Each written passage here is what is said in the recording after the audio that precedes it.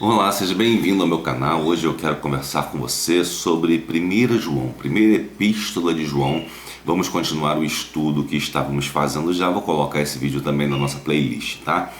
Eu quero ler com vocês o capítulo 4 da primeira epístola de João, do versículo 1 até o 6. É um versículo, um trecho pequeno, né? Uma perícope pequena, mas muito interessante, né?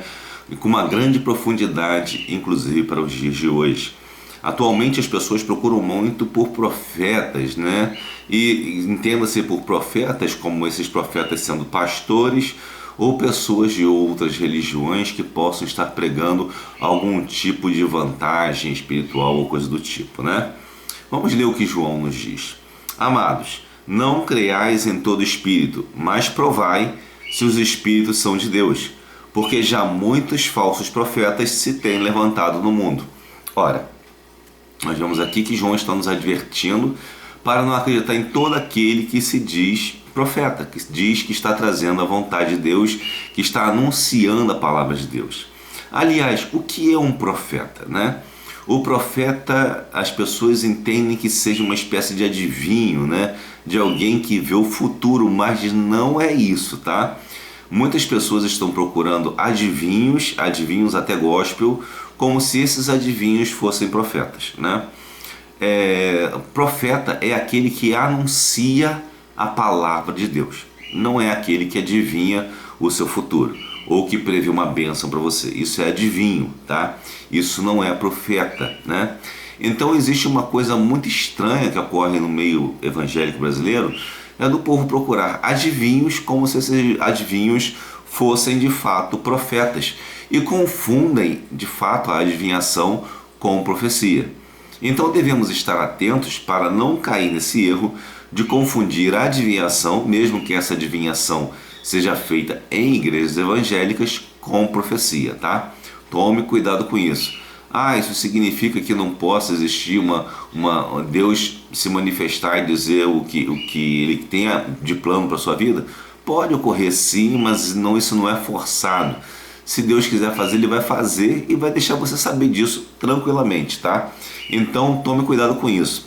Uma das coisas importantes também é que o profeta, ele nunca é procurado pela pessoa, tá? Você olhar na Bíblia, o profeta, ele não vai até você não vai até ele, melhor dizendo. O profeta vai até você.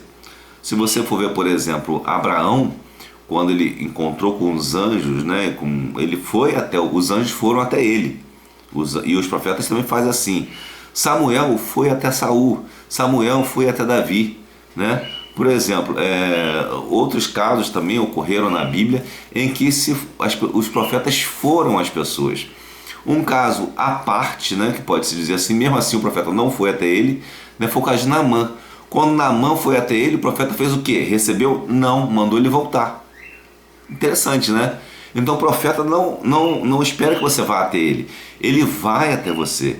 Então se é um profeta que faz anúncio no jornal, na televisão, em rádio, dizendo para você encontrar com ele, este também não é um profeta, porque não é característica de profeta ser procurado por multidões. O profeta, ele vai até quem ele tem a palavra de Deus. Se há uma palavra para levar, o profeta vai levar essa palavra a esta pessoa.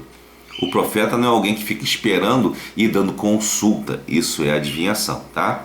Então é o que João está nos alertando aqui em 1 João, capítulo 4.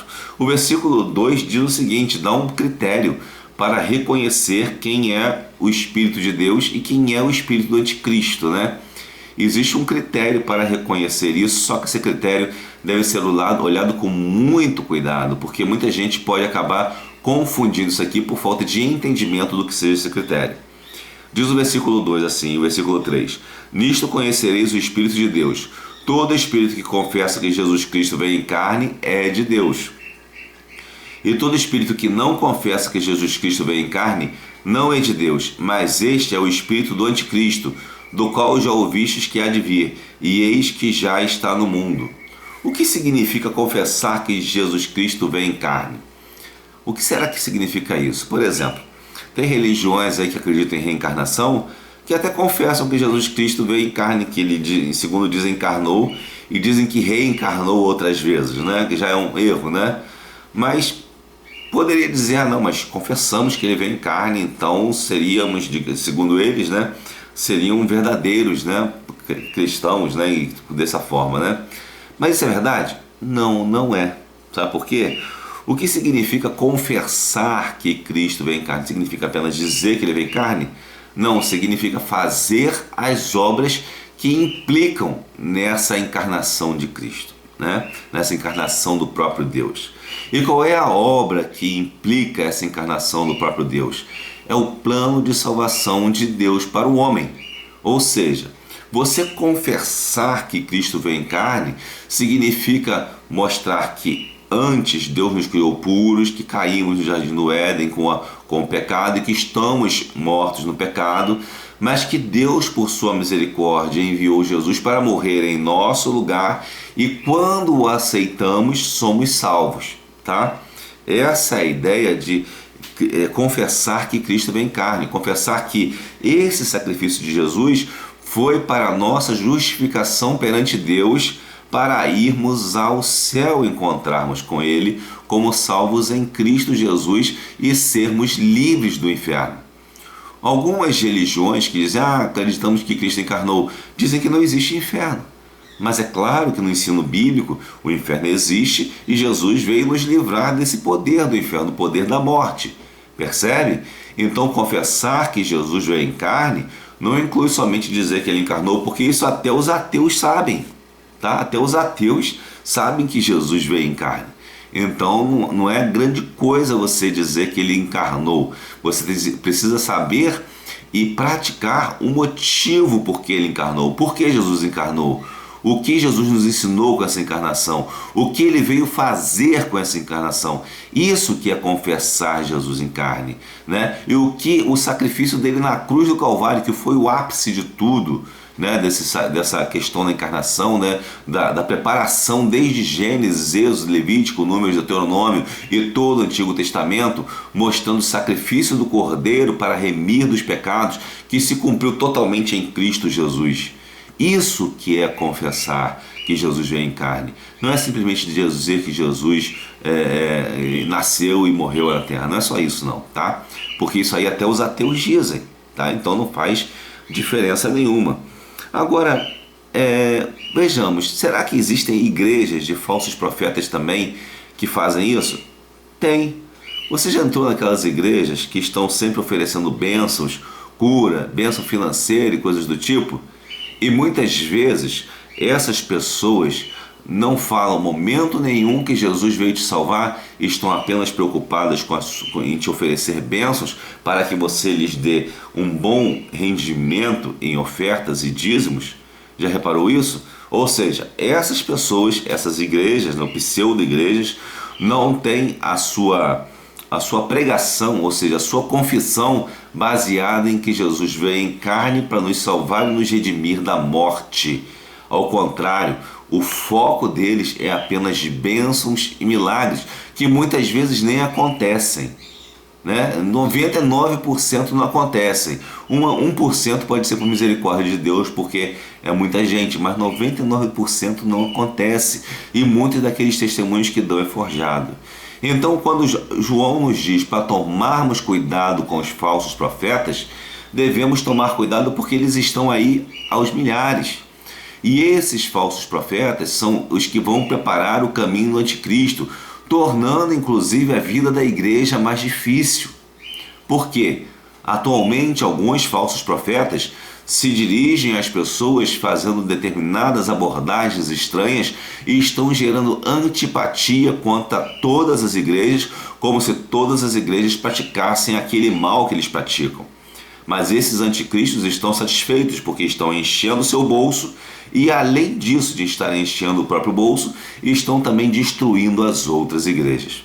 Então tome cuidado com esses falsos profetas. E o que diz no versículo 4 aqui também de João 4?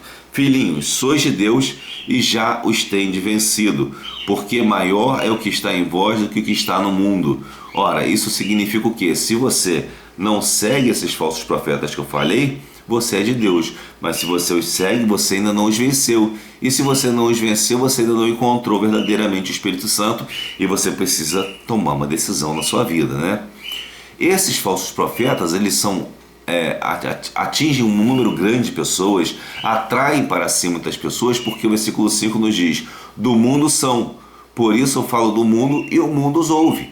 Ou seja, quem ouve falsos profetas, de modo geral, são pessoas que estão ainda no mundo, que não perceberam, não se converteram realmente à palavra de Deus. E João, melhor dizendo, continua nos dizendo: nós somos de Deus, aquele que conhece a Deus ouve-nos, aquele que não é de Deus não nos ouve. Nisto conhecemos nós o Espírito da verdade e o Espírito do erro. Ora, se você ouve o ensino dos apóstolos, se você também ouve e confessa que Jesus veio em carne para nos salvar especialmente e não só para nos abençoar, se você não fica correndo atrás de profeta, né, então você sabe que Deus muda a sua vida. Do contrário, se você está preocupado com profecias, com cura, com isso e com aquilo, seguindo pessoas que não confessam verdadeiramente o plano de Deus e a obra de Jesus redentora na sua vida, essa pessoa não é de Deus e automaticamente você está longe de Deus. Por que João nos dá esse conselho? Porque muitos se perdem nessa situação. Muitos acabam indo para o inferno procurando, na verdade, uma solução para a sua vida que não existe, tá? Uma solução ilusória, uma falsa solução que vai levá-los cada vez mais para o inferno sem encontrar o Salvador. Por isso eu quero deixar para você essa mensagem, né? Concluindo aqui esse estudo aqui dessa parte da primeira epístola de João, né? Entenda, você precisa livrar-se dos falsos profetas.